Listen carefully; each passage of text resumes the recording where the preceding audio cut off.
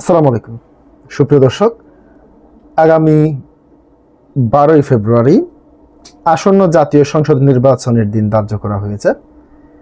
আপনারা জানেন ইতিমধ্যে এই নির্বাচনটি ব্যতিক্রমধর্মী একটি নির্বাচন হতে চলেছে।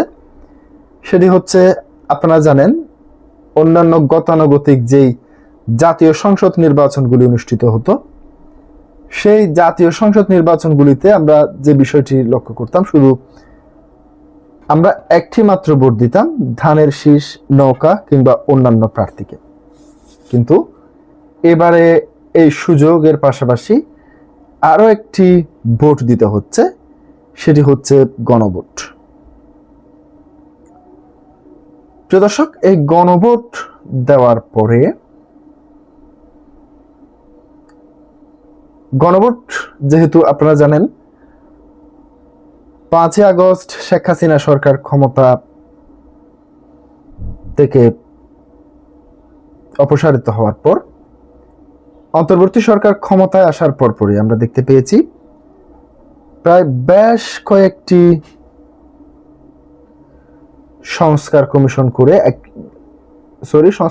করে বেশ কয়েকটি সংস্কার কমিশনের রিপোর্ট ধরে একটি জুলাই সনদ বাস্তবায়ন করেছে। সেই জুলাই সনদের বাস্তবায়ন করার পর আমরা দেখতে পেয়েছি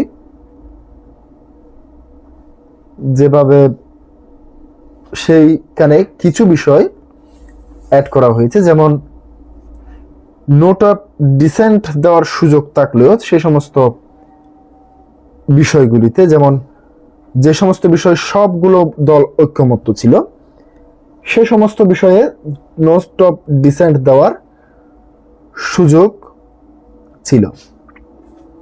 পরবর্তীতে আমরা দেখতে পেয়েছি মূল যেই কপিটি রয়েছে সেখানে কোনো নোট অফ ডিসেন্টের সুযোগ ছিল না।